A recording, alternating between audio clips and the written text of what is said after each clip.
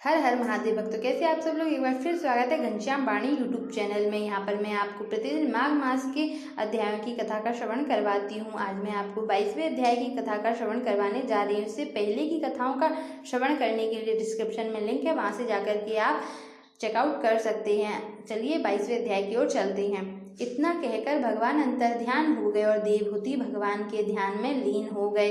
तब देवनिधि कहने लगे कि हे महर्षि, जैसे गंगा जी में स्नान करने से मनुष्य पवित्र हो जाता है, वैसे ही भगवान की इस कथा को सुनकर मैं पवित्र हो गया।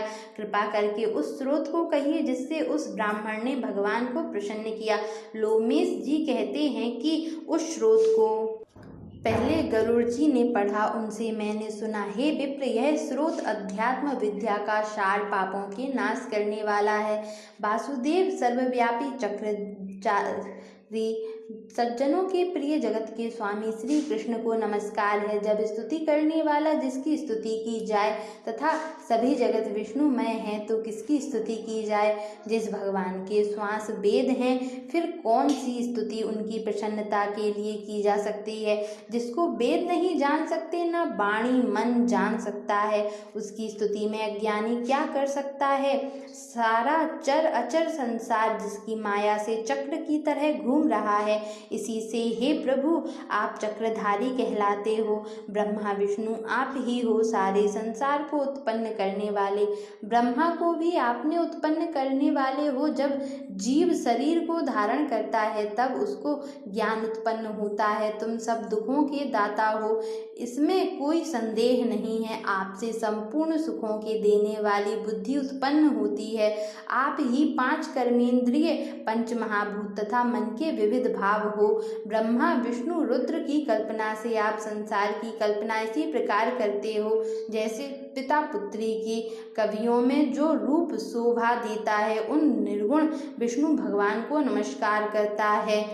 जिसमें ज्ञान रखने से श्रुतियों में कहे हुए कर्मों को लोग करते हैं, उस पवित्र ब्रह्म को मैं नमस्कार करता हूँ। मैं उस शत रूप हरि को जिसको योगी लोग सब प्राणियों में आत्म रूप में देखते हैं, उपासना करते हैं, जिसको अद्वैत कहते हुए गाते हैं और उसको यज्ञ करते हैं, उस माधव भगवान को मैं नमस्कार करता हूँ। मनुष्यों को माया तथा मोह में पैदा हुए विचित्र आभास, अहंकार तथा ममता को जानकर खो देते हैं, उन भगवान को मैं नमस्कार करता हूँ। संसार में मनुष्यों के मोह रूपी वायु से सदा भड़कने वाली ज्वाला आपके चरण कमल की छाया पहुँचने से नहीं जलती, जिसके स्मरण मात्र से मोह अज्ञान रोग दुख दूर हो जाते हैं, उस अनंत रूप को मैं नमस्कार करता हूँ, जिसमें मिल जाने पर और किसी दूसरे की इच्छा नहीं रहती, जिसको जानकर अद्वैतवादी आत्मा को देखते हैं। यदि विष्णु शब्द का अर्थ और उसके विषय का ज्ञान एक ही होता है तो इस सत्य से हे माधव, इस संसार की माया में मैं फंसकर तेरे ही ध्यान में रत रहता हूँ। यदि वेदांत दर्शन में भगवान सारे संसार में व्याप्त हैं तो इसी सत्य से भगवान में भरी निर्विघ्न भक्ति हो। जो बीज नहीं है तो भी बिना बीज के स्वयं विद्यमान है, सो वह विष्णु भगवान ज्ञान रूपी रंग से हमारे बीज के टुकड़े टुकड़े को, जो सृष्टि स्थिति तथा लय के लिए ब्रह्मा विष्णु महेश 3 रूप धारण करते हैं और कार्य में रत सत रज और तम, इन तीनों गुणों में विद्यमान है, वह भगवान मुझ पर प्रसन्न हो। जो प्राणियों के हृदय रूपी मंदिर में निर्मल देव वास करते हैं, वह भगवान मुझ पर प्रसन्न हो। जो अविद्यापूर्ण संसार का त्याग करते हैं, जगन्मय आप हो। आपका बनाया हुआ विश्व आनंद करता है, आपके त्याग करने पर अपवित्र हो जाता है, उसका साथ करने पर भी तुम बिना साथ के बने रहते हो। विकार रहित, जिनके चार्वाक पंचभूत योग से पैदा हुआ चैतन्य मानते हुए उपासना करते हैं। जैन लोग आपको शरीर का परिणाम मानते हैं और सांख्यवादी तुम्ही को प्रकृति से परे पुरुष मानकर ध्यान करते हैं।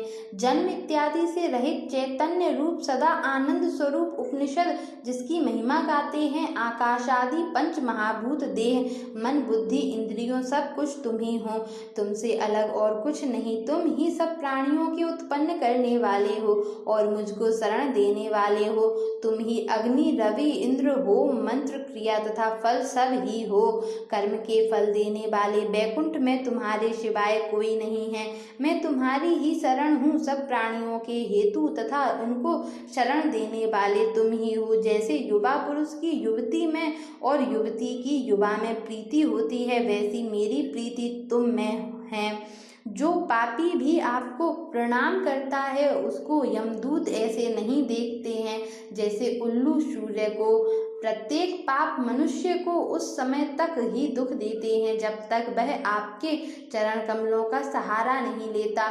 जिसको गुण जाति तथा धर्म को स्पर्श नहीं कर सकते तथा गतियाँ भी स्पर्श नहीं करती, जो इंद्रियों के वशीभूत नहीं हैं, जिनका बड़े बड़े मुनि लोग साक्षात नहीं कर सकते, उन भगवान को मैं नमस्कार करता हूँ। जितने ज्ञान रूपी सुंदर गुण हैं, जिन्होंने सुख स्वरूप मोक्ष रूपी लक्ष्मी का आलिंगन किया, जिन्होंने आत्मस्वरूप सुख भोगा है और जिन्होंने ध्यान रूप से मृत्यु को वश में कर लिया है, ऐसे मुनियों से सेवित भगवान को नमस्कार है।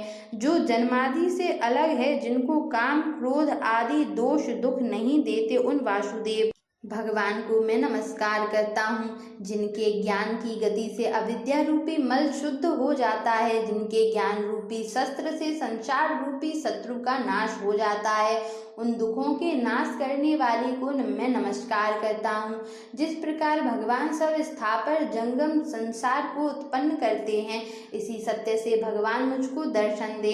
इस प्रकार उसकी सच्ची भक्ति देखकर भगवान ने प्रसन्न होकर उस ब्राह्मण को दर्शन दिए और उस ब्राह्मण की स्तुति से प्रसन्न होकर तथा उसको वरदान देकर भगवान अंतर्ध्यान हो गए और वह ब्राह्मण कृतकृत्य होकर भगवान में लीन हो गया और शिष्यों के साथ स्रोत पढ़ता हुआ तपोवन में रहने लगा। जो कोई स्रोत को पढ़ता है अथवा सुनता है, उसकी बुद्धि पाप में नहीं लगती और ना ही बुरा फल देखता है।